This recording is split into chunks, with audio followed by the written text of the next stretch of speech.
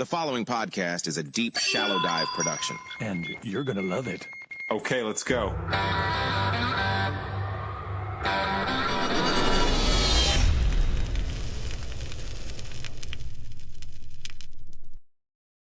All right, so listen, I was going to literally lead in by rapping hot in here. I was going to do a little country grammar.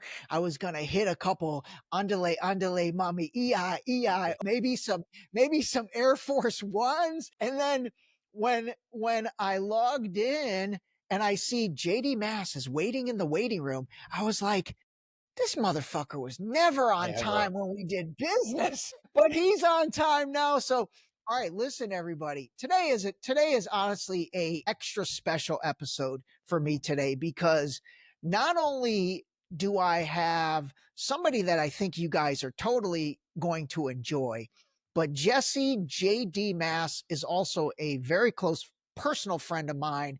We've done business together, and that's going to be the focus of today's episode. Yes. He is a published author. Had the pleasure of attending his wedding, which I am always honored to have been at that. Now he is no longer with that gal, and we're going to get into that as well. But okay, let me set the stage, because people need to know how fun this is going to be. So JD, sometimes I'm going to call him JD, sometimes I'm going to call him Jesse. So Jesse and Nelly, hip hop artist Nelly, you know who I'm talking about. It's getting hot in here. The Saint Lunatics. These guys grew up together and they were wonderful friends growing up. And that led to JD managing Nelly and the Saint Lunatics. And this is going to be the first of a two-part series that he and I do together. The second part is going to focus more on, for those of you that are watching on Spotify and YouTube, you can see JD is wearing an awesome shirt that looks like it's from prom. And you've got Nelly right next to JD wearing their white tuxedos. And the shirt says "Race for What?" And that is his book that he wrote. So that's going to be the focus of episode number 2, because honestly, he is really doing a lot of great work and has always done great work and kind of breaking down the color barrier between white and black. But today, people, we are going to give you an inside look at what it was like managing one of the world's biggest music stars, probably from like, I don't know, maybe 1999, 2000 to at least 2005, 2006, right, JD? Yeah, welcome. Absolutely. Thank you for having me. I'm excited to be here. Absolutely. All right, let's give us the setup. You and Nelly met each other when? We met each other. So he moved to our neighborhood, University City in St. Louis. He moved from the inner city of St. Louis in our 7th grade year. So, you know, the tallest gentleman in the back right here, that's been my best friend since I was 4 years old. Some of these other gentlemen went to elementary school with me, and everybody else I pretty much met through him. So Shondo is his name. You would probably remember Shondo from running the merchandise for Nelly back in the day. And so Shondo would bring people by sort of after he vetted them, right? And Nelly was one of the people he brought by, and we started hanging out, and Nelly lived close enough to where he would run home. It was about a half a mile away, and we would try and time it to see how fast he could get home before Sanford and Son started. And he would call me up and have Sanford and Son playing in the background, the opening music, because that was our show. But we hit it off right away, the way we wanted to treat people, the way, you know, we got down. He was obviously much more athletic than I was and much more of a star personality, although in my own right, I like to think of myself as a star, and I think all of us at U City did. But Nelly was like the man you had to beat in anything: basketball, football, baseball. I thought he was going to be the replacement to Ozzie Smith as the greatest shortstop again for the Cardinals. That took place. So he really was that good of an athlete. He was our Deion Sanders, without a doubt. Okay. Okay, yeah. That is very cool. And by the way, I forgot to even say this. For those of you that know me personally, you probably will remember, but basically, one of my first entrepreneurial ventures was a company called the Stronghold Group. And this was back in, like, let's say the year 2000, 99, 2000. And the Stronghold Group was, we went out and we partnered with music managers who did not necessarily have a big infrastructure. And then we handled all of their ancillary business deals, such as licensing and merchandising. I'll give you a great example. That means like putting Nelly's picture on posters, calendars, lunch boxes, stuff like that. I'll tell you, the deal I'm most proud of was getting Nelly on the Got Milk campaign. Yeah. And we had Nelly as the first hip hop artist in the Annie Leibovitz Got Milk campaign. I'm sure you guys all remember all the famous celebrities that were part of the Got Milk campaign. I literally still have a poster of Nelly with Got Milk. He had the mustache on, and then we did kind of a play off of the Tupac Shakur image where he had Thug Life tattooed across his stomach, but we changed it to Chug Life for Got Milk. But that's where JD and I met each other. So JD was managing Nelly and the Saint Lunatics, and then basically you guys were kind of you became my account because I think you and I hit it off. I don't even want to. Yeah, we did. I will say this, and I'm being very genuine. I always had so much respect for you as far as just, man, what you were handling was insane.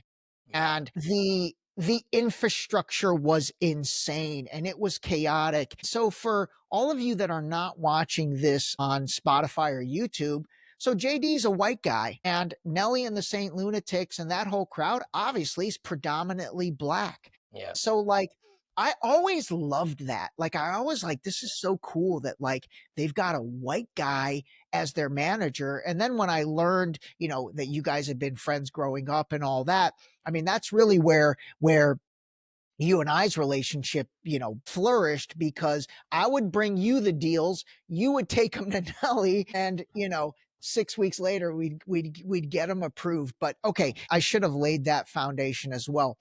Let's go to, I do want you to tell the story about Charles Barkley, because I think that is a lead into the rest of the stuff we're going to talk. And so this picture on my shirt, it's the book cover, but it's also our prom picture in color. And, once a year it pops up on some hip hop site promoting it on Facebook or whatnot. And so around this time, we had a senior trip. And look, the years before us did planning correctly. They did all of this correctly. They went to Bahamas. They went to Jamaica. We drove to Chicago. We were so broke, we didn't have our shit together. Excuse me, can I use language? Yeah, hell yeah, Okay. absolutely. So we didn't have our shit together. We go out to Chicago. We ended up borrowing my dad's minivan, and 8 of us piled in. So not only were we in Chicago with our class, but 8 of us were not under the supervision of our teachers. We could literally run past them in the hall, and they couldn't say anything to us. So one day we're downtown, and we're walking the streets of downtown Chicago, and a post office guy stops in the middle of the street. Hey, you kids from out of town? Yeah, we're from out of town. Hey, Charles Barkley's 2 blocks over, 1 block, this way. And Nelly and I are Charles Barkley fanatics. We're fighting everybody in our crew because they're all Jordan fanatics. And you were either Jordan or you were Barkley, and that was it. And so Nelly takes off. Like I said, he was extremely fast. And he just gets in there before the rest of us catch up. And we get in there, and he is standing next to Charles. And he's like, Charles, I just would love an autograph. I'm a huge fan. That's this, that, and the other. And Charles goes, sure, kid. And there's Cedric Ceballos and some other teammates from Phoenix at the time. And a lady that's with him says, now, Charles, before you go signing that autograph, you need to ask them why they're not in school. And we said, oh, no, we're from St. Louis. We're on spring break. We don't have a basketball team. This is a huge opportunity for us. And he goes, I don't believe you. Go on, kids. Go back to school. And we're like, That's what? funny. And so Nelly leaves out of there just pissed. I mean, he's pacing back and forth for a little bit. And we finally are like, okay, we're in Chicago. Let's go on with our days. But he remembered that feeling. And so when Nelly's career first took off, I remember us, because we went to baseball games as kids, and we would get the cheapest tickets, and we would climb our way down to be banging on the dugout by the end of the game, yelling at the players, he and I. And so he called me up, hey, JD, I got tickets like 4 rows back this time. So we go to the game, and we're sitting in the crowd, and Country Grammar had just started to come out. And all of a sudden, third, fourth inning, and you hear whispers. Hey, that's Nelly. Yo, that's Nelly. Nelly, Nelly, Nelly, Nelly, Nelly, Nelly. And it was just like a ring of whispers throughout the crowd. And, the people serving popcorn or whatever, beer, everything, or Nelly, Nelly. I mean, and we looked at each other like, oh, snap, we got to get out of here. And I came from the bank. I got my shirt and tie on. Yeah. It's just me and him. And he's like, this is my bodyguard. Go. I'm like, I'm 5'3".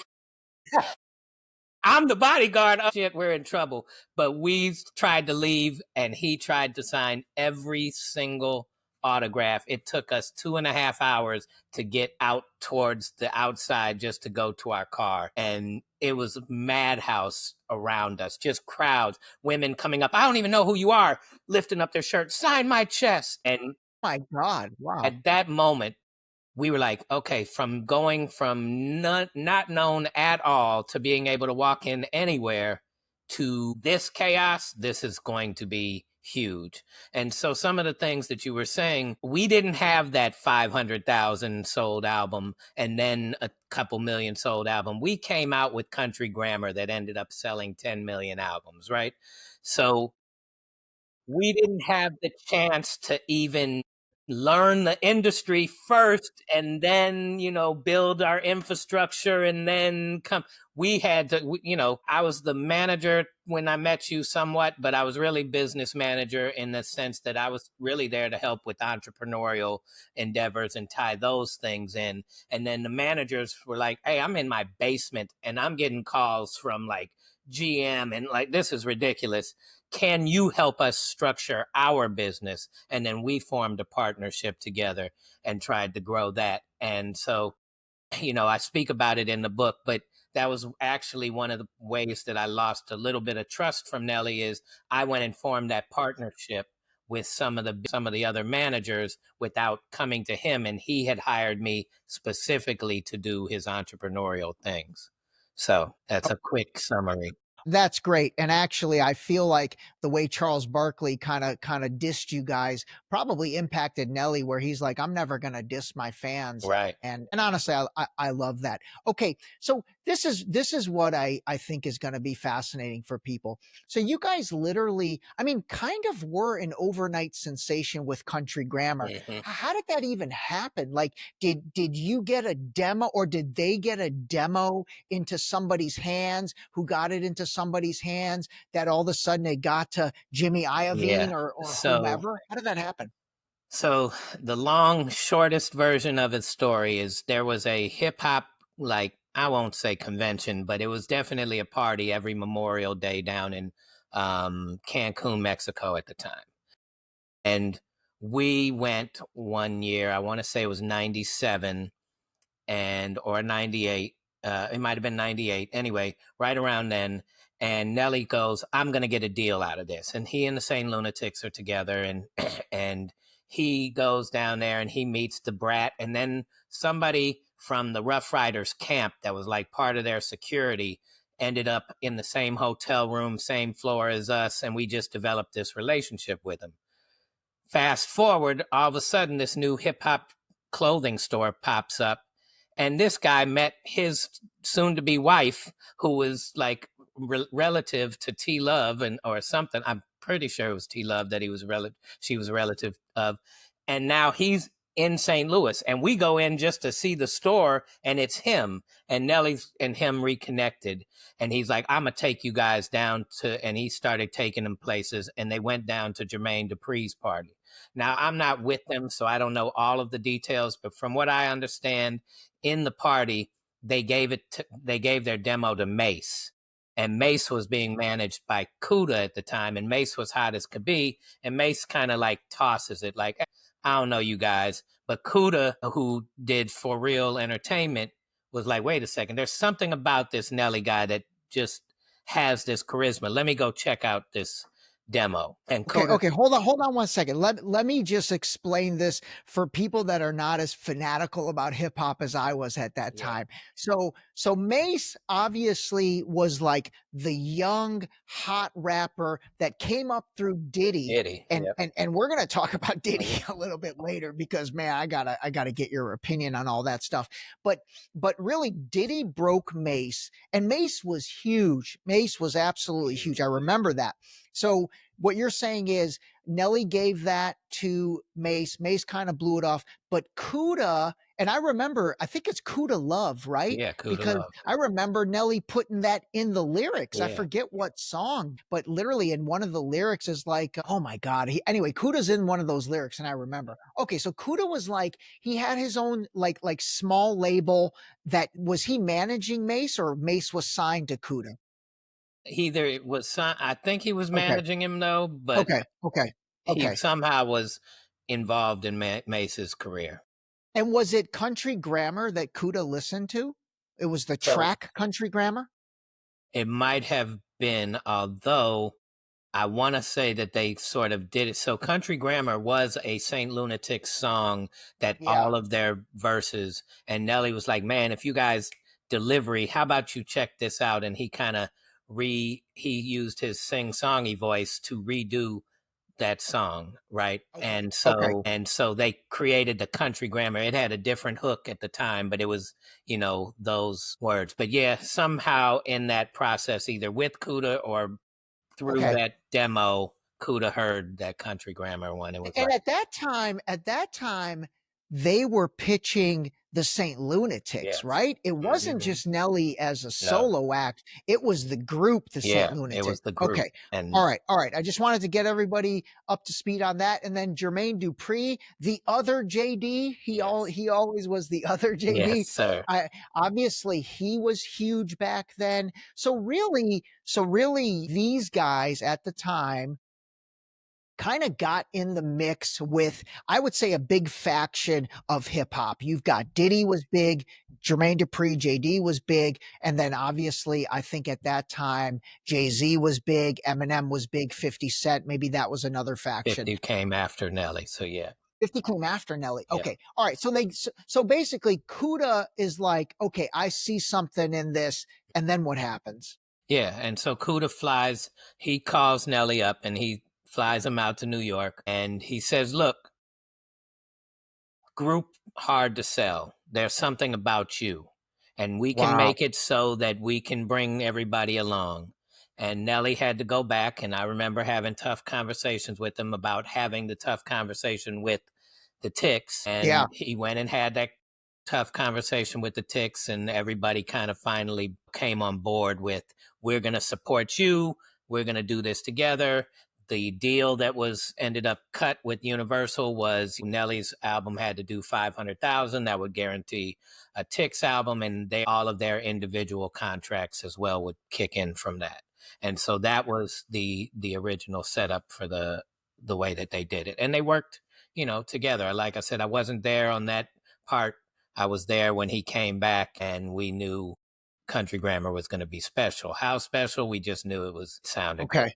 Okay. And at that time, do you know like the numbers of what they got as a deal? Was it like a big advance or was it big money or it really wasn't? No, so But then Country Grammar yeah, exploded because exploded. exploded. Oh my God. Yeah. So Ray, they got turned down by every single label to the point where Nelly was going to go back home and without a deal, and Universal was their last one. Universal wasn't that big. Universal Music Group was big, but Universal as a label was not big. And so Universal Music Group's the distributor, Universal Records was the record label. And there's a guy, Kevin Law, called him Coach. And Oh yeah. Kevin Yeah. is like on his way out the door. And Kevin's like, no, this is great. And he starts to piecemeal people within the organization. Shout out to Big Paul Tuave, who's since passed on, rest in peace.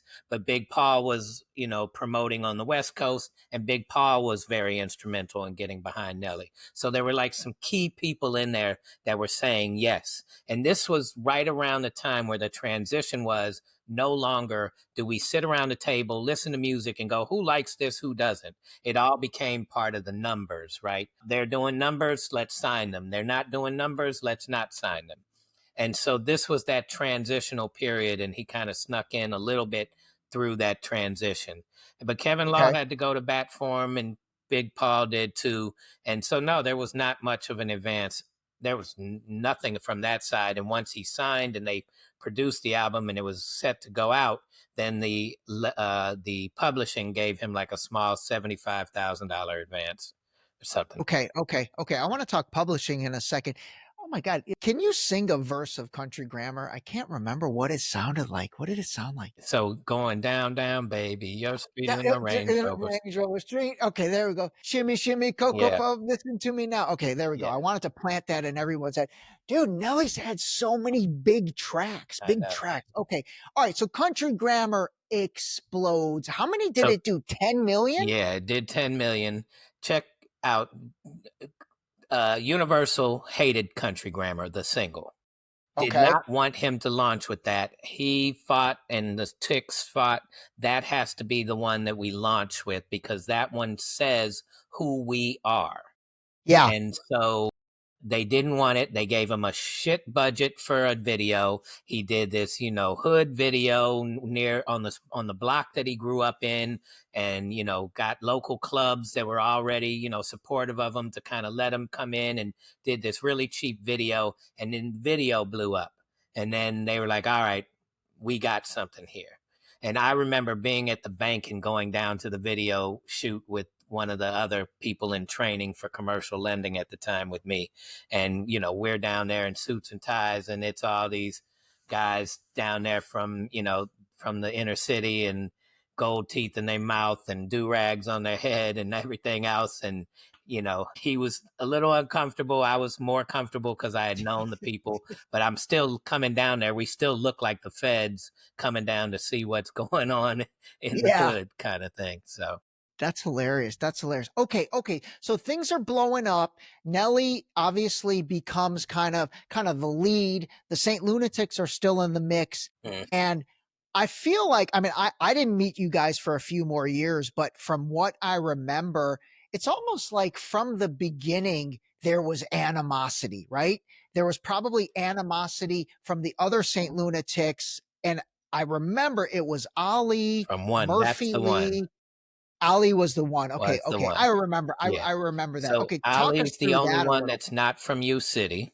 Let's Okay. point that out first. Ali also, so they were signed locally to there was a roller skating rink here in St. Louis that was really popular, and we went to as kids, and the twin brothers of that roller skating rink wanted to do their own record label, and so they called themselves D2 Entertainment, and they did it out of the roller skating rink, and they loved Ali.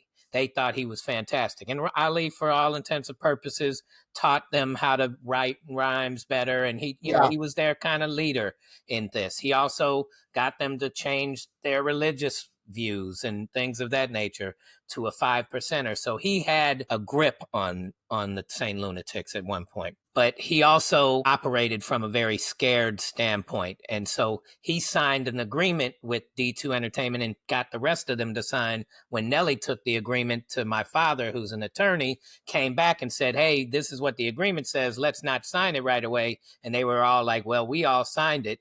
You're the only one. So if you've seen Straight Outta Compton, it was almost like Ice Cube and Well, that's funny. them. Yeah. But he ended up signing it because they were about to drop a single that had Ali and Nelly on it and whatnot. But D2 Entertainment saw Ali as the golden child as the golden ticket and Murphy Lee as the golden child because he was so young, he would be marketable.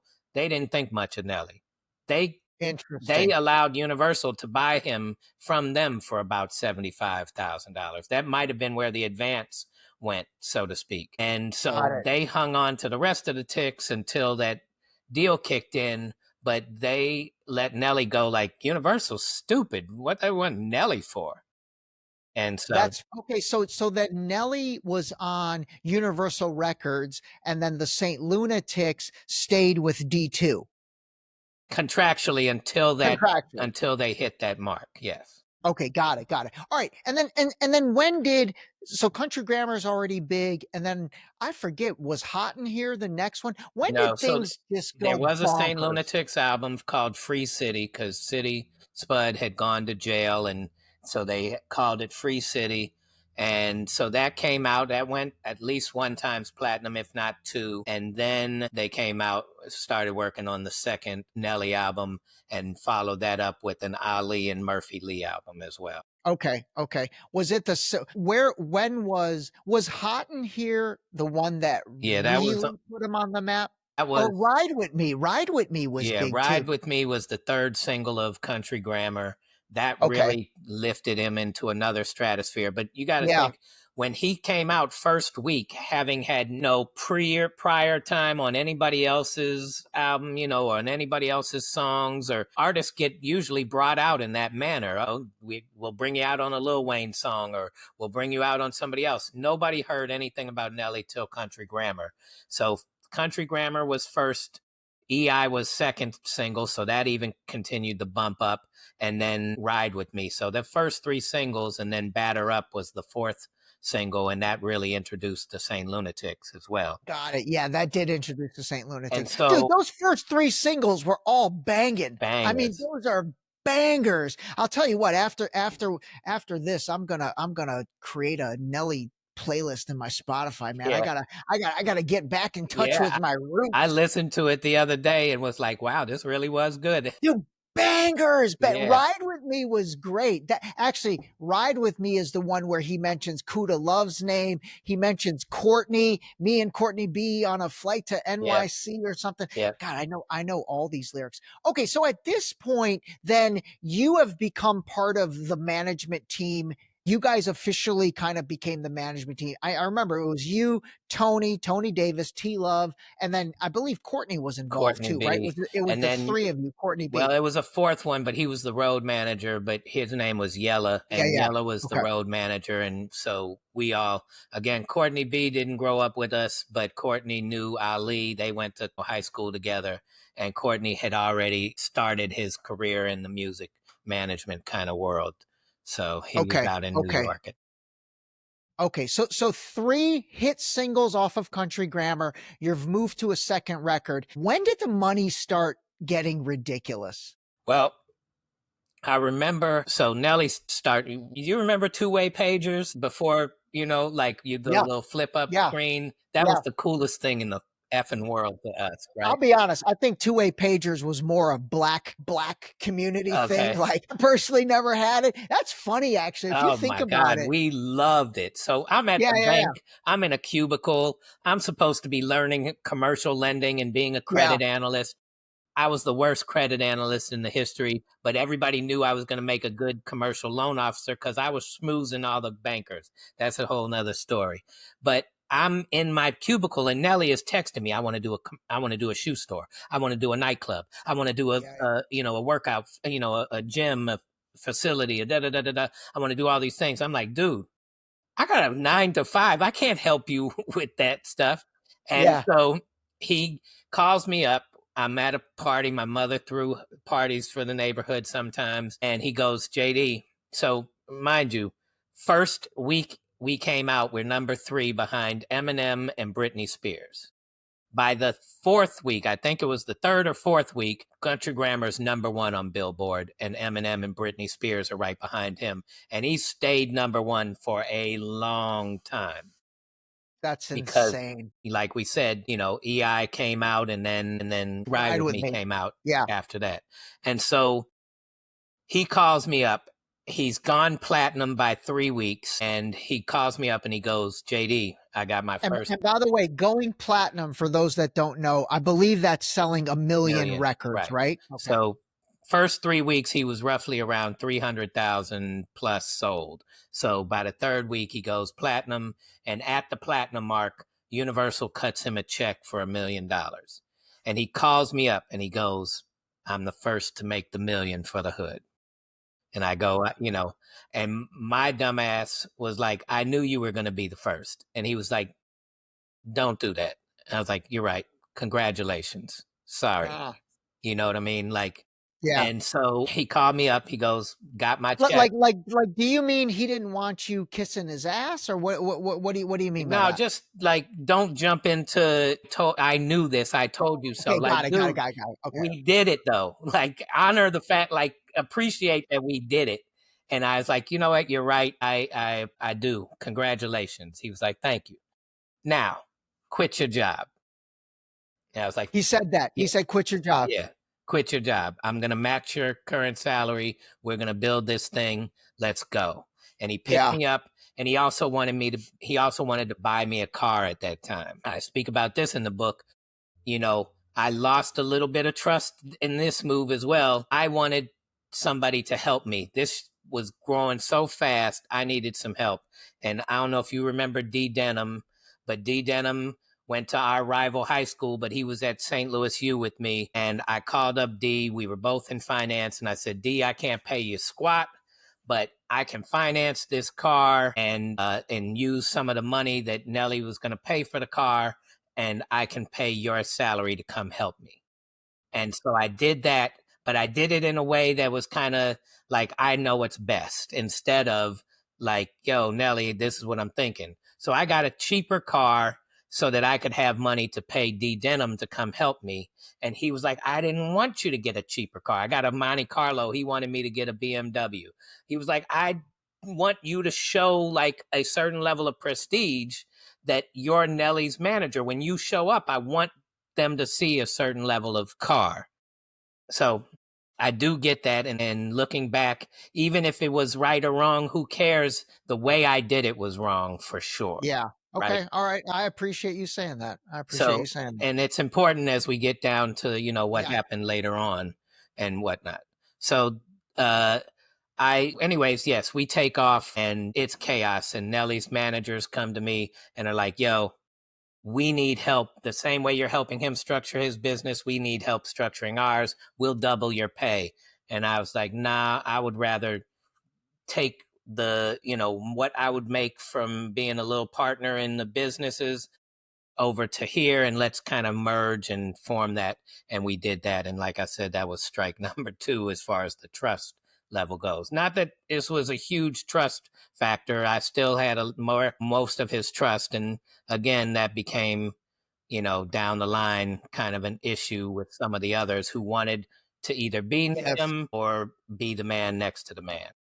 Yes. Yes. All right. We're going to get into all that. But I remember coming to St. Louis a couple times, and dude, the chaos was just insane. And so if you think about it, like you guys, at that time, obviously you're a professional, because I know you were in commercial lending at a bank, but it's like going from working in commercial lending to becoming, the co-CEO Yeah. of a multi-million Right. dollar business with a ton of people trying to get at you Yeah. for sure. I mean, that's a lot. That's a lot. It's That's a a lot. lot. That's a lot to handle for anybody, let alone, you're also talking about a group of let's say the talent, Nelly and the St. Lunatics, who didn't come from the educational background maybe that you had and that maybe that D Denham had. So, man, this is a quintessential story of kind of overnight fame, a little bit of rags to riches, and that's a lot to manage. That's a lot to manage. Right. What helped me out, I went to Ohio State for what I call my first freshman year of college, and I lived in the athletic dorm, and I made friends with Corey Stringer, who's since deceased, and Yeah. Lorenzo Styles, who became a player for the Rams. Saw him while I was at college one night, and he had just become part of the Rams after playing a couple years with Atlanta Falcons. And he ended up living in my mother's basement. Nelly also lived in my mother's basement for some time. So my mother's basement was known for making millionaires. My dumb ass should have moved downstairs to the basement. But Lorenzo sat down at dinner with us one night, and my mother was talking about Coca-Cola stock versus this stock and this, that, and the other. And he said, you do know that these type of conversations aren't being had at our house, right? Our life doesn't say what stocks we're invested in. It's saying, how do we survive these areas? And that's a very different conversation. And so I ended up helping Lorenzo learn about stock management by teaching him how to compare it to street life, right? Yeah. Stocks selling crack, stocks are selling this, stocks are whatever, hustling this way. And so, value and putting money in and what to expect and then spending it later and all of these different things. So that helped me when Nelly became successful. He actually bought Lorenzo's condo as his first place out here. And I had some level of, I know how to connect with this. Even though I grew up with him, I had this makes it easier for me to connect business to what you guys already know. Okay. All right. So by the second album, and then let's talk about when Hot in Here happened, because I feel like that was the single that really took it to another level. That put us on a whole nother stratosphere. Yeah. So Nelly's second album was almost done. He hadn't come up with anything. Took it into Universal. They were like, kind of, sort of, whatever. Yeah, kind of. And then I'm in a meeting with Universal and Courtney B goes, JD, we got one now. We got the single. So he's in the studio. Justin Timberlake comes through, but he's in the studio with Pharrell recording Hot in Here. And we knew it was going to be huge. And we learned our lesson about publishing that next 2 weeks because Universal took that song and immediately, when I say like within a week, it was on the radio. And we didn't have a chance to negotiate publishing beforehand. So now we're negotiating publishing with, and it was just for I Feel Like Bustin' Loose and I Feel Like Touching You. And so just that little part got him the majority of the publishing. Got Pharrell the majority of the? No, Chuck Brown, the old school Bustin' Loose. So I Feel Like Bustin' Loose. So that little part got him so much. Why? Because we had lost our chance to negotiate because it's already on the radio. Do us a favor. Can you explain publishing so people understand? When you hear a song, there's really two components to it, right? There's the publishing, which I'm going to have you explain in a second, the written part, and then I forget what you call the other. The performer's royalty or something. Okay. Like that, okay. Right? Can you explain the publishing real quick? So, Whitney Houston may be a singer, somebody else may be a songwriter. Michael Jackson may be the singer, somebody else might have been the songwriter. In rapping, it's a little less of that, but it does happen quite often. And the music itself has its own written portion, right? Okay. And so the producers, and that's where guys like Pharrell come in the mix, right? Pharrell, Timbaland, so even if Kanye you're sampling, you're sharing publishing from somebody else's written work. And so when I tell you publishing is like the calculus of the music industry, it's divided 4 different ways already. There's producer publishing and publisher, or writers and publishers publishing. And then you're half of the writers and half of the publishers. And then the producer is half of the writers and half of the publishers. And then you're selling half of those quarters to the publishing companies that are going to go license all of this and make the money. And they're going to take their percentage and they're going to give you the advances. And they own all of these percentages of publishing. And then they have deals that say you have to get a certain amount of your publishing for you to complete a whole album as part of your contract. So you might have 4 albums. You either have to make a certain dollar amount per album or you have to complete a certain number of songs. And every time you're giving away a portion of that publishing to some sample or somebody else for, co-writing on a song with you, you're losing that ability. So there's artists that have got great albums and it wasn't a complete album in publishing mind because they maybe had a lot of guest performers on there or they used a lot of samples or however, like we could have negotiated a much greater portion of Hot in Here with Chuck Brown's people, but it was already on and Universal did it.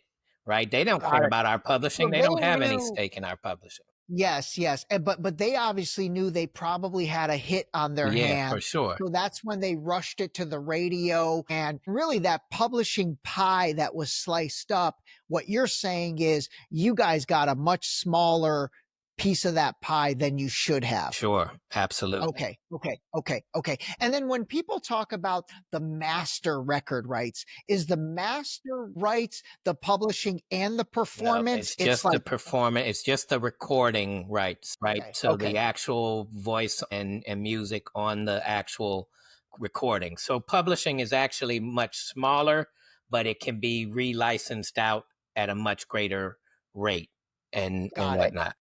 And publishing lives forever. Ever. So publishing, I feel like part of the allure of owning these publishing, libraries is because it lives forever and then people want to sample something. So then those publishers get paid. Okay, that makes sense. Okay, so Hot in Here comes out, it gets on the radio. And then, I mean, that was the soundtrack of, I Well, forget what year it was, yeah, but man, that was everywhere. 2000. Then 2002. Dilemma still hadn't been made yet either. And then he makes Okay. Dilemma, and then that becomes after they release the album, which, started doing great. Dilemma becomes the next hottest song. And that got pulled on before, Universal made it a single. Radio started playing it. And all of a sudden, Nelly is doing something that no other artist had done since the Bee Gees. And that had the #1 and #2 songs at the same time on Billboard. And he had this for months. And Yeah, Billboard and comes out every week. Dilemma was Nelly and Kelly Rowland. I Yeah. remember that Yeah. from Destiny's Child. How do those things happen? Like, does Nelly call Kelly Yeah. Rowland? Does Kelly He Rowland call Nelly, or does he the picked her. producer call the both of them? He picked her. He He picked her. wanted Destiny's Child was hot, and he wanted to do something with someone other than Beyonce because that would be less expensive and, giving somebody else a chance and all of these things. And he picked her. And I remember being in the studio with her, with them, and him kind of coaching her through it, how he wanted her to sing it, similar to Patty. Now, mind you, again, the albums not only come out, but the first singles come out. So now there's all this hoopla.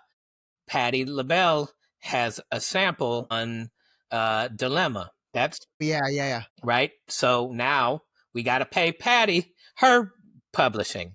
So because we didn't have control over when this release stuff happened versus when we negotiated these deals, we lost majority, a ton of publishing, so to speak, on that. Now, I don't know if since then, more opportunities have come back to him and he's been able to grab more of that because the music industry does work that way. As success goes, you get to kind of negotiate your way to a larger piece of the pie. But yeah.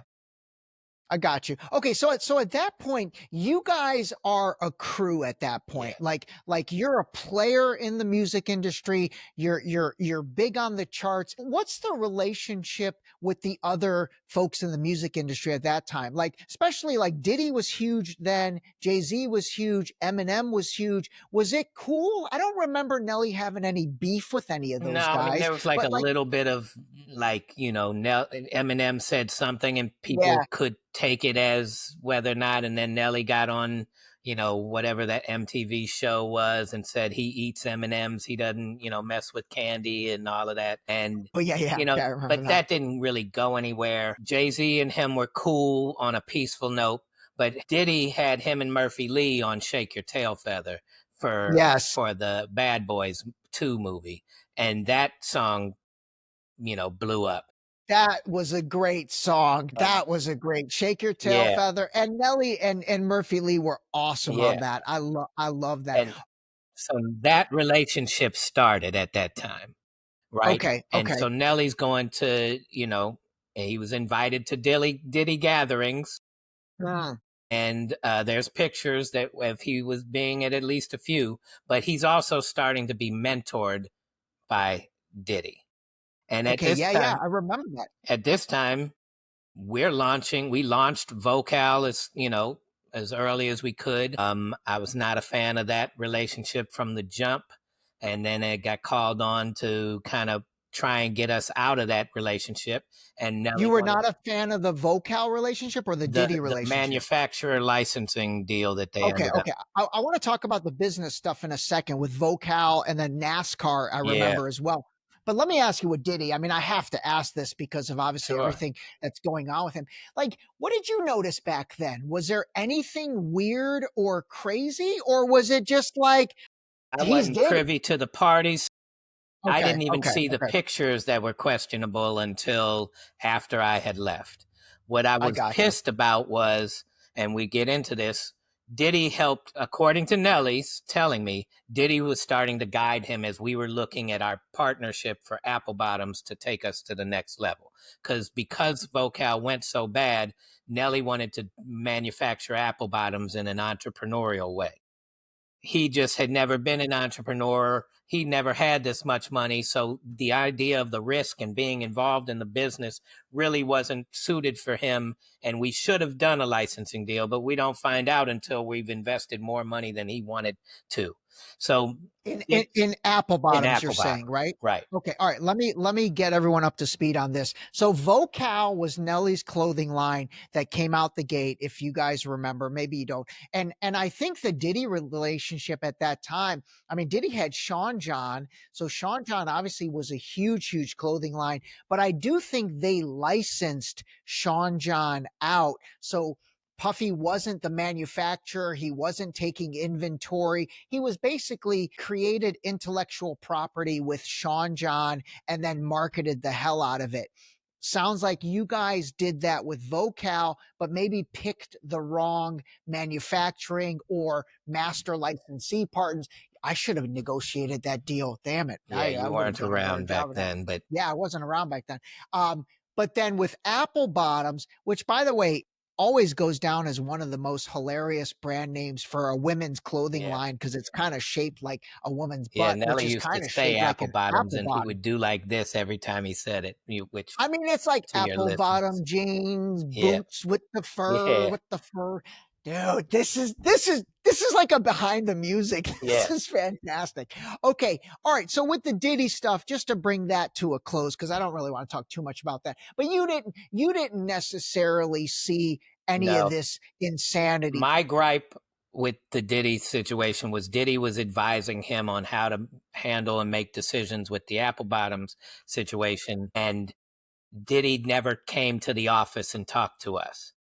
Okay, So if okay. you're advising somebody based on information they're giving you from information that they're getting from someone else who also didn't come to the office, you're not making an informed decision. And Diddy had connections. So if he wanted to replace somebody in Apple Bottoms, he could have said, and here's somebody I suggest, right? She's good or he's good to be the next president. And so that was my gripe. You're taking advice from somebody that's your competitor, and Yeah, yeah, he's yeah, yeah, yeah, and yeah. he's not helping you. Okay, okay, But that makes sense. Okay, let me ask you. By the way, for those that don't know, JD and I are we're truly good friends. And one of the things I've always loved about you is I've never had to have a filter in any of our sure. conversations, and that's going to continue right now. Plus, this also plays into your book and really everything that, quite frankly, you're about with such integrity, and that is really breaking down barriers in race relations and all that. So let me ask you, during all this time, you're like the only white guy. Maybe there were a couple other white dudes in your crew. Did you ever feel, even with Diddy and those guys, did you ever feel animosity from those entities? And did you ever think people were in Nelly's ear saying, "Hey, get rid of this white dude"? Like, was it ever anything like Yeah, that? well, going real quick, going back to what we've been saying, this happened so fast. Majority of what happened were mistakes. And in any Okay, okay. organization, I don't care where you go, coworkers talk about coworkers. So there was still gossip in co-working spaces, and I participated on my end. So I'm not, saying like I was the saint. But at the end of the day, 95% of us cared about the business growing and doing what's best. And even if Okay. we kind of didn't like each other behind closed doors, we didn't want anything harmful to happen to each other. Two people had real negative intent, and based on greed, hate, envy, which was one of Nelly's songs, it really was that way. And that was Ali and Yomi who did Vocal Clothing. Yeah. And Yeah. so there was a lot of ways to do that. And Ali would do things very subtly. He would show up in meetings he had no business being in and try and talk about cultural differences. Okay. But Ali was scared of business, petrified. I would have to chase him down just to budget his tour, proceeds so that he could manage his life and his own investments or whatnot. Petrified. He would never show up to meetings when we all kind of came together and would have meetings with different departments and say, how are we going to structure and move forward? How are we going to better communicate? My father came and kind of lent his expertise. Ali never showed up, but he would always be in the background in Nelly's ear. He was so mad that I was number 2 in many ways compared, and he should have been the one in Nelly's ear. And so there was that type of, yes. And he did play the race card in a very subtle way. Oh, difference in cultures and to an extent you're right, but you're going about it very wrongly. So to I really gotcha. I just cause gotcha. harm. Okay. Because you're Okay. And Yomi was Nelly's cousin, right? no, not No. biologically, but yes, that's how he Okay. presented himself. Because he grew up in our neighborhood to an extent and then moved out, but he stayed in a relationship with Kiwan and Nelly because Kiwan and Nelly played a lot of sports together. So he knew them. Okay, got it. All right. So Dilemma, hot in here. You got the number 1, number 2, records on Billboard. That's insane. So really at that point, you guys are like crazy. And this is where you're going to like the Billboard Music Awards, you're performing. Talk to us about, actually, let's talk about going on the road for tour, because that's another, first of all, it's a monster of a production process. And then it's a monster of a financial windfall, right? Like you guys made a lot of money, and artists in general make a lot of money when they go out on tour. And that money doesn't go to the record label, right? Like the artists get to collect the bulk of that. Yeah. So again, things happening so fast. You get a deal from a promoter. They put money into an account that's escrow, and then you get money from that account as you go. But you got to buy your own stage. You got to pay for your own travel expenses out of it, and all your staff. And so, these stories about Hammer and all of that, I respect the crap out of Hammer for bringing in and organizing that so much and having that great show and putting all that money in people's pockets. But he did it from what promoters were giving him. So your management and cash flow is a monster trying to keep up with that. And, the Universal Records would loan us some money as an advance on that. And then we would get it back, so to speak, from the proceeds. But it was an accounting nightmare for some kids coming out of college that were the most business suited ready, and a bunch of other kids that, had side jobs and whatnot. So that's pretty insane. And are we talking like $10 million or $50 million or like $1 million? Like how the big first are these? one's $1 million. The next ones, we go out with Destiny's Child on an MTV one, and we're not the headliner yet. They are, but we're the most popular now. And so there's politics in that, right? There's politics in your space of licensing and doing the merchandise at the stadium, right? That's right. There's politics. They get 75% of the space, and we get 20%, and the other few people that are cramming for the last 5%. Our line was moving faster. Why? Because Shondo had the merchandise set up. It was one Nelly t-shirt. It was one St. Lunatics t-shirt. It was a bandana. You might be able to pick a color. There wasn't, Destiny's Child had 6 Destiny's Child t-shirts. So people are going up there going, what do I choose? Which one? Meanwhile, our line is like, yo, give me the Nelly t-shirt, the bandana, the nightie, the bop, bop, bop, bop, bop, bop, bop. And they're moving through. And now Destiny's Child people are like, yo, why are they outselling us? So they're trying to make Shondo look like an angry man because they're calling him boy inside the countdown room. It was like I mean, you know, these industries, clothing and music and entertainment, they're cutthroat as shit. Right. They are cutthroat as shit. And you know, they're street. They're Right. street. They're Very, street industries. Very very. street.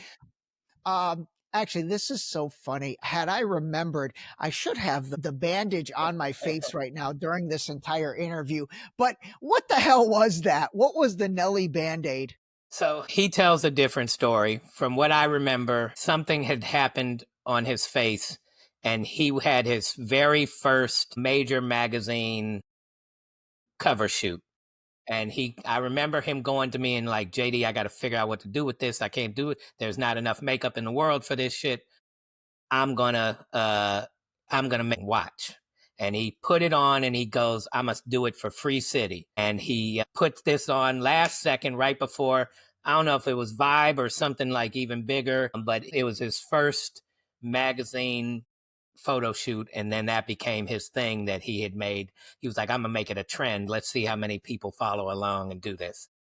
That is hilarious. That is hilarious, man. He definitely has a great brain for marketing. Yeah. He really does. He's got a great brain for that. Okay, let me ask you this question. When you guys dealt with the record labels, who are you dealing with? Are you dealing with like the head of A&R, which is artists and repertoire, Yeah. artists and representation? Are you dealing with like the Jimmy Iovines of the world? Because you probably are on that level, Yeah. right? So in the beginning, you're A&R, you got a publicist, and that's only the publicist for the record label, right? So I'm doing entrepreneurial things. I'm like, hey, could you guys promote this? And they're like, no, screw you, right? And so they have their idea. So coordinating all of that. And then you're with the radio promotion people you spend a lot of time with, because they're the ones Yeah. on, Yeah. especially as you're on the road, they're the ones, hey, Nelly, we got an interview in Indianapolis, and then the next day we got one in Detroit, and the next day we got one in here. And in the beginning, which actually benefited him, he didn't know he could say no to any of this shit. So he was on a plane 2 to 3 times a day for weeks at a time. I mean, like just pow, pow, pow, pow, pow, going just for a radio promotion spot and then going to the next city, not knowing he could say, yo, yeah, hold on, slow down. I'm human. Like, and they'll work you till they can, but it ended up helping with the launch of it too. So those are the people you're dealing with. As you have the success we had with the first album, now you're dealing with president and CEOs and things of that nature. Okay. All right. And then throughout this entire process, I mean, obviously hindsight is 2020, but like these people that are running the record industry, I mean, did you ever get the vibe that they were just Satan? Because it's really coming out that they are. I mean, did you get that vibe? Yeah. For sure. So let me tell you how it worked. Wow. But so they signed an artist named Pretty Willie, who D2 Entertainment, who was the ones that sold Nelly, right? D2 Entertainment signed Pretty Willie from St. Louis, and he had a sing-songy kind of style. Nelly gets word of it, and he's pissed. But he doesn't. I was in the meeting. They go, Nelly, I'm always so sorry we upset you, the president, Monty Lipman at the time. And he's like, I'm so sorry. And Nelly's like, no, man, look, why would you go and sign somebody to the label that you already knew I had a bad relationship with? And you go and sign someone that they didn't like me, think I was worth an investment in. And now that I'm successful, they want to make the next me. And you go and sign them without even coming and talking to me. Like, we could have done this through me if you wanted me. I could have gotten paid from it at least or something. But you didn't even consult with me, and you went and signed them. And when I tell you, Ray, they trashed Pretty Willie's existence. And Nelly's point wasn't to make that happen. He just was expressing himself. And they got so scared, they went, oh, hell with this. And they put out the video and they moved up the drop date, and they we got to at least satisfy the contract. So they put out the video and dropped the album like same day, same week, didn't push it, just we'll just send it out and see if it happens. And nothing happens, and they shelved him. That's fucking shitty for if it's not me and my friend, that's really shitty Yeah. if that's happening to anybody else in this, right? And so Yeah. now, Yeah. and Totally. I'm seeing this. I'm like, wow, you guys, that was not what his intention was when he came and spoke to you. Right now, Yeah. Ali gets into the mix and makes this big deal. And so it really even looks worse, like Nelly was shitting on Pretty Willie. On Pretty Willie. Ali is Okay. threatening people in the Pretty Willie camp and all of this goofiness and dumb stuff. But to the point of truly Nelly, he just was pissed at Universal for the way that they did it, not telling them they need to not let Pretty Willie survive and have a life in music. But yeah, Got that's it. the Got it. type of Yeah, because I cutthroat. mean, Pretty Willie, I've never even heard of him. Yeah, or you So wouldn't. Yeah, or you so wouldn't. obviously that's why. Yeah. I remember the other guys that came out of St. Louis was Chingy, Chingy. and then was Jay Quan out of St. Yeah, Louis? Jay Quan was out of St. Louis. Yep. Okay. So those guys, did they come through Nelly and you guys, or they were separate, but things were Chingy cool? could have. We weren't really set up to be a label and try and grab him. And Nelly didn't want to do anything that really like, dude, I'm just getting started. I don't know enough about this business. I don't want to hold somebody else back necessarily. That's how I received it. But, T Love and them came to me like, yo, can you talk to him? Chingy's going to be a hit. And Yeah, we just weren't really set up. And, I got you. But Chingaling, he had one yeah, hit at least. I remember yeah. one or two maybe. Okay, that's interesting, man. You know what's interesting is the music business at that time really was a label driven business. Like you were selling CDs out of your car in order to get a track record, in order to get a label deal. Obviously, the digitization of music totally flipped that upside down. Where do these labels, and I don't even know if you know this, but like how powerful are they now? I don't Not understand it. not I don't understand how okay. they make money. There's still, a desire for people. I know some artists that, time to time want to get me involved or whatnot. I don't understand how Yeah. the music industry makes money from a label perspective anymore. Yeah. But they do exist and they do have some level of foothold on things. Yeah. Yeah. And radio was huge back then. Radio was huge. So what you're saying was at that time, getting on radio, were those promotion or PR companies for those radio stations, were they calling you and your crew, or they were working that through the No, so label? Sony's going to keep sending them, right? Universal's going to keep sending them. Yeah. So they don't give a shit about the artist for real, right? So majority of their time slots are already guaranteed to who Sony wants to promote, who Universal wants to promote, who Interscope wants to promote, all of these different places, right? And so now you got the rest of them fighting for a little crumbs. So you open it up to payola. Hey, pay me and I'll put you on. Pay me. I've been in a radio station because after working with Nelly, I worked with these guys out of LA that were in the radio. I've been in a radio station and seen a radio, I forget what the manager or whatever, get slammed on his desk because he took 10 grand and did not promote the person's album the way that they thought that he should have been promoted, or that single or whatnot. And so, yeah, it's a lot of Like physically slammed on his desk? picked up, bam. Wow. And then he was like, Wow. I'm cool. Everything's cool. Sorry. Yep. Wow, that's wild. Did you guys interact with Suge Knight or that crew at all, or was that earlier? Nah, it was earlier. I mean, we were in places, there was not Vibe. Was it Vibe? It might have been Vibe, where Suge had somebody smack Dre or something like that. And, Nelly was present there, but we weren't like involved in that. We didn't get down with that crew much at all at that time. Okay.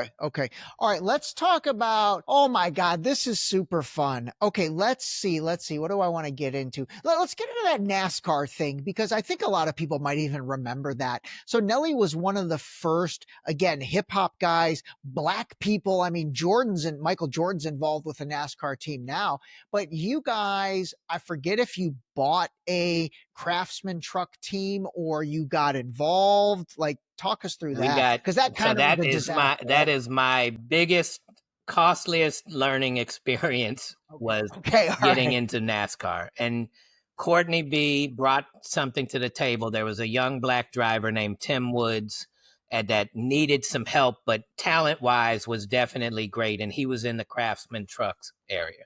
So we met up with his people. We bought a truck. They were going to promote us. We knew we had a white following. This was going to be great. And to this, it was genius. Courtney B deserves credit for that idea. It was genius. And we Yeah. supported it. But then we got pulled into that. Really, he couldn't keep his own team going because we couldn't sponsor them to the level they needed to be sponsored. And, sponsors pay for you to operate your vehicles. Yeah. So Yeah. That's Tim big gets money. approached by this slick dude, fast talking dude named Michael Warmack, who gets us to transfer the truck to Billy Ballou Sports, who Billy Ballou has a team out there, and Michael Warmack is managing that. And Tim was supposed to come over, and then they didn't bring Tim over. And Shondo's out doing the merchandise, and they're screwing him around, and they're calling him the N-word, and it just got like to this whole. And so we move over to Billy Ballou's team, and again, know nothing about the politics, know nothing about how this operates. We're a sponsor, but we're supposed to be kind of partners now with Billy Ballou on this. And so now they want money every month, and they're threatening to go public. Nelly's gonna, and smear the name, and I'm panicking.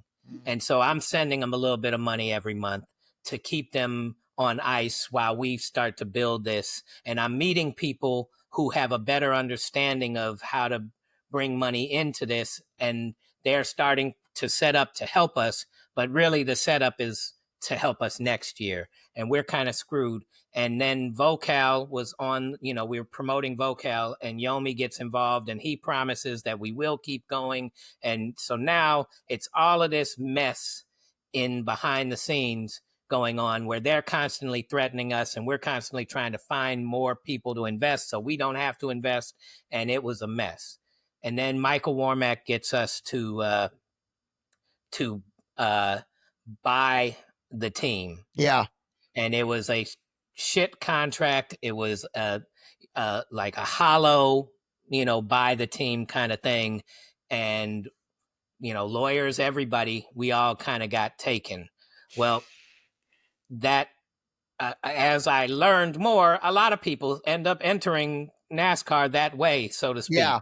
Like Yeah. I talked to people that said, "Oh, you only got screwed out of 1 point whatever million. We got screwed out of 4 million," but they were a team still in it because there was so much money, and these fans are so loyal to that brand. Yes. And Yes. so, Yes. Very true. yes, we got in. We had the vision. One of the things that hurt us for the next year was Nelly sliding the credit card down the girl, and he got all this bad pub, and we had Haynes on the line, we had Visa on the line, and he's sliding a credit card down the girl's crack. Yeah, I remember that. Well, you And know what? The NASCAR thing at that time also, that sport was enormous, and it was in its major growth turn. yeah, That leads me to something. So like when I think about the fan base for Nelly, he actually is one of the people that I feel like, I know the white fan base was there, but he had the black fan base as well, right? Like he was yeah. accepted into the black community. It's not like they And didn't look at him as a sellout, right? no.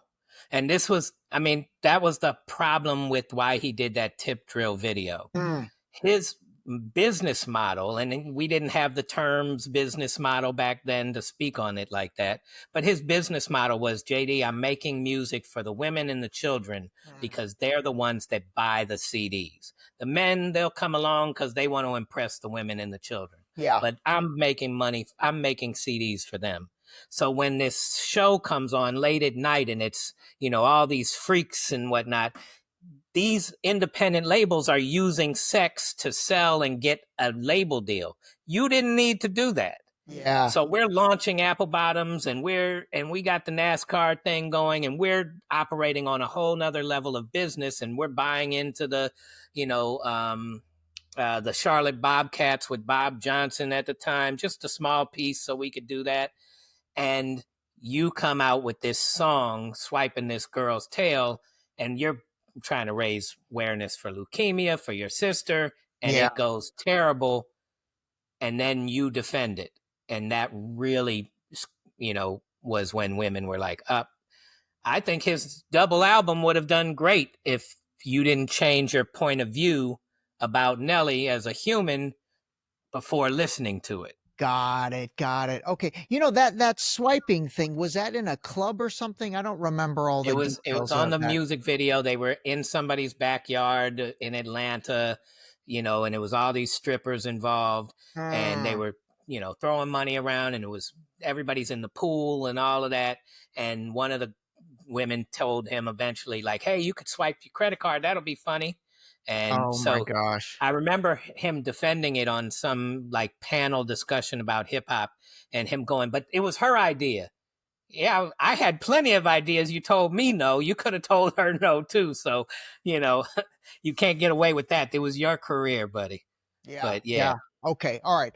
All right. Oh my God. This is such good stuff. Okay. I'm gonna take it to this next point because I think we could talk for another hour on all that stuff. And this is something I'm being dead serious. I am gonna do everything in my power to get this podcast in front of Nelly so he can see it because unfortunately you guys' relationship fell apart.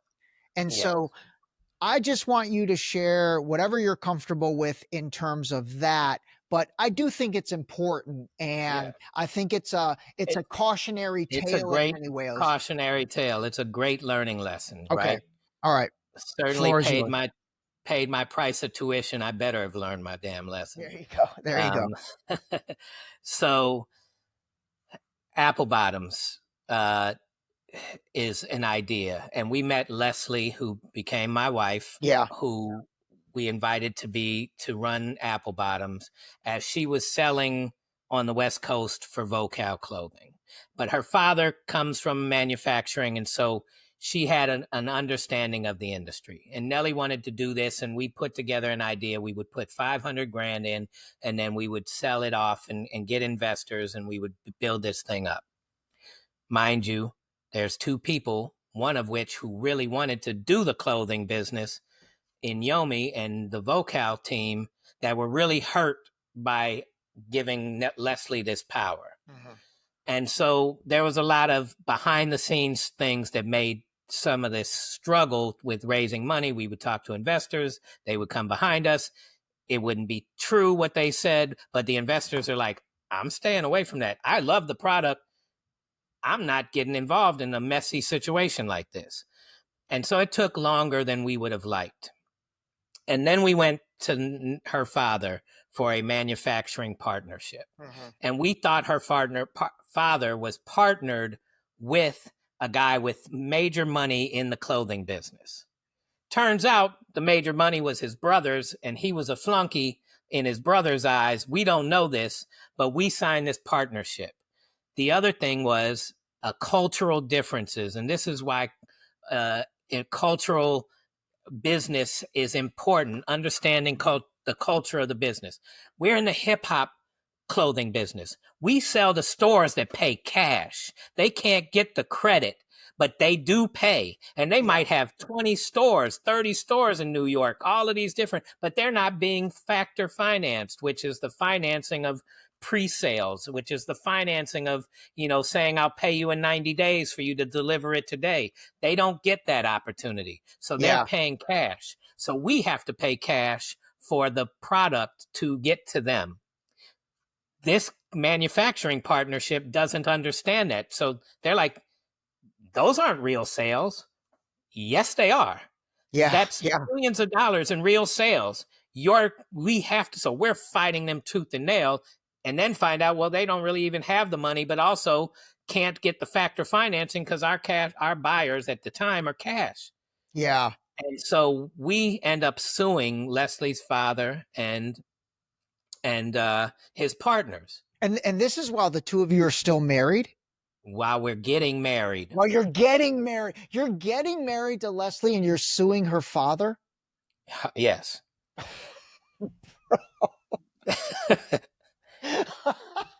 I We mean, go, listen. look, When it comes to relationships, I live in a glass house, so I don't throw stones. But for anybody listening, that's probably not the. right. So to add to this, Yeah. Leslie and I realize we're not the right ones for each other. Okay. Like, I got her pregnant first time we had sex, and I'm trying to do the right thing. She's trying to do the right thing. My grandparents want me to marry a Jewish woman. She's a Jewish woman, you know, and now we're trying to put all of that politics of personal Yeah. life Yeah. into this, and got the pressure of all of this going, and we go on a honeymoon. So one, the wedding, you went to it. Yeah. It was the greatest party I've ever thrown in my It life. was. It was amazing. It was It was amazing. amazing. It's at the Ritz-Carlton. Yeah. That's not my style. That's her style. Her parents either knew she was in the wrong relationship and wasn't going to last long, but they didn't come up with their side of the bargain. So Yeah. now I got to go to Nelly and say, hey, can you loan me the money to finish paying for this wedding? Because it's going on tomorrow and we need to Wow. pay this bill. Wow. And he goes, what is going on with you? Yeah. Right. And what was their relationship? Did they have much interaction with each other? So he chose her Oh, okay. as Okay. his person. But after a while, people are in his ear. Nelly stayed away from the business side of things. Hmm. So by never coming to the office, by never learning about what was happening, you start hearing we're suing her father screwed us. Yeah. You start hearing this one lady got fired by us, sued us for $3 million.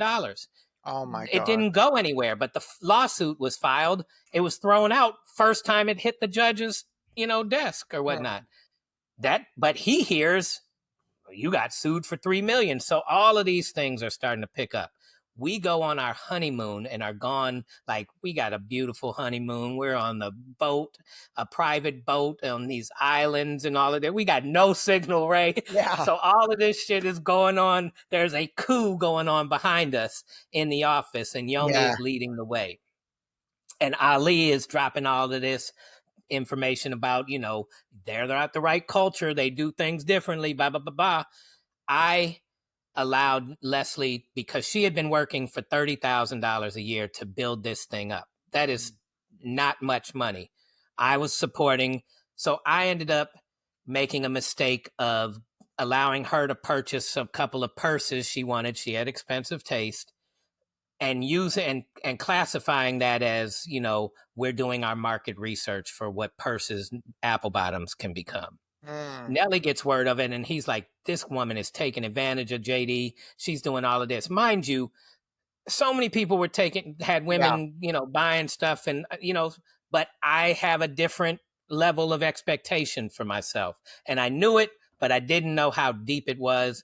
And so he's hurt, right? And then he's getting this information. So while we're on our honeymoon, I just recently found out the full connection of this, but they go into the office and they have people that are working for us call up a mutual friend of ours who's not even involved in the business to get in Nelly's ear and tell him JD and Leslie are, got problems with the dad. They're not getting the clothing. They're not getting the this, that, and the other. This is going down. We don't want to lose our job. Can you save us by going to Nelly and telling him what's happened? So we come back and my whole relationship is gone. I no longer have the level of involvement in the money decisions. That's been given to the person I hired to be our accountant in-house. All of these things have taken place. And we let people come between us. And now Nelly and I are in an ego game. You show up here this way. I'm asking you to come meet with us this way. You're not doing it. I'm getting pissed. He's asking her to come meet with him on his terms. She's like, yo, come down to the office. She gets sick. She doesn't show up. He's getting pissed. But it's all painting a scenario. Meanwhile, I'm also going down and meeting with business owners in all these different areas. We do our own merchandise. We do our own touring. We want to get into films. I'm entrepreneurial as shit. So I'm meeting with this whole group of people that's going to be our, take us to the next level kind of people. Yeah. And they meet with him, and they've analyzed the clothing business and the Apple Bottoms, and they meet with him, and he sits down with me and them. My dad came and told him, "Hey, Nelly, I vetted these people. This is great for us." And so Nelly meets with them, and the first thing he says to them is, "I don't know shit about business." And I went, "Oh boy, Yeah. I totally lost him. This is not going to go good." And Yeah. so we have this meeting, and they're like, "Apple Bottoms, I know you invested a couple of million, but Apple Bottoms is, companies put 15 million in to get up where you are." And he goes, "Yeah, but that's because of me and my popularity." And I go, "Okay, this is going fast Yeah. down the wrong road." And then he meets with them and tells them about how I've been taken advantage of by women in the past, and I'm not good with women. And so Oh, it gets to the point where he has a meeting with my father present and me and her on the phone, the accountants that I brought in, everybody in this infrastructure, from his agents to everybody, says, "JD, we got your back." We get in this meeting, Ray. He fires Leslie, and everybody thinks I've quit because he fired my wife. I quit because I put in all this work to set up all this shit. You never came to the office. You never got involved in business. You got Puffy in your ear, and he's never come by. So if you're firing the president, at least have an answer to what we're going to do next. You don't have any of that. You didn't involve me in it. And so I'm like, if I put in all this work and did all this, I'm quitting. Screw you. I'm not living my life. I didn't put in all this work for somebody that has all this misinformation from everybody trying to get rid of me to make the decisions yeah. about what's Yeah. about to be the greatest. Because we actually had the people that invested in Fubu, that got Damon to be sitting next to Mark Cuban with his $100 million value, and him sitting on there being able to give monies and investments. We got a far better deal offer from that guy to be a manufacturer partnership for Apple Bottoms. But because he appreciated Leslie's work, Nelly didn't want to do the deal with him. So he took a deal with Russell Simmons's people, and they just half-assed it. What he didn't understand was the reason why I felt like Leslie was important to this was she made clothes for women. All the other hip hop lines were made just for the brand. Right. She Right. made Right. them Right. fit women. She knew she had a curvy body. She knew what they needed. She had the apple bottom, right? Yeah. Yeah. We had a product that women loved, and you Yeah. went and got rid of it to somebody that was just going to, make it at the cheapest buyer, and shit on the brand itself, on the quality of and that just wasn't the ethics that I wanted to participate in. Did I make mistakes? Hell yeah. Did I Yeah. get taken advantage of at different places? Hell yeah. I'm Yeah. 25 years old by the time this shit is happening. Yeah. Yeah. Like, That's crazy. I'm 28 years old. Like, this happened so fast. Of course I made mistakes, and of course I have my regrets. But that is why I stopped. And to everybody else, I got taken advantage of by my wife, and I chose her over him. And that's not how it Yeah, happened. yeah, I know that wasn't, because I remember we stayed in touch during that, and that. Yeah. So really, that was kind of the end of the relationship, right? The end of the business Yeah. I mean, relationship, the end of the personal relationship, and people got involved in trying to clean up, so to speak, our mess. yeah, But I was trying to structuring that cleanup anyway. And I'm trying to help him not be taken advantage of by his lawyers, I got all yeah, the information. I didn't leave a friend to me. yeah, I just quit my job. yeah, But yeah, I yeah, couldn't get in the door, and they ended up getting more money in the cleanup than I got in my settlement. And I walked away with letting go of a lot of stuff because Nelly and I never had anything in writing. It was yeah. all a handshake. So I had very little to stand on. I'm wondering, when you quit the job, you talked about communication earlier and miscommunication. And, Hmm. maybe he thought you were quitting the friendship. Maybe he Yeah, thought you quitting the job was you quitting the of friendship. course. And like I said, I will try to figure out some way to get this podcast in front of them, Yeah. because it's a shame, man. It's a shame. And God, I remember literally having this conversation with you on a drive one day, probably 4 years ago. And I remember saying, like, it's a shame because I know there's so much love between the two of Yeah. you. And this is, it really is a cautionary tale in success, in money, in women, in all of this, in life for that matter. But you know what?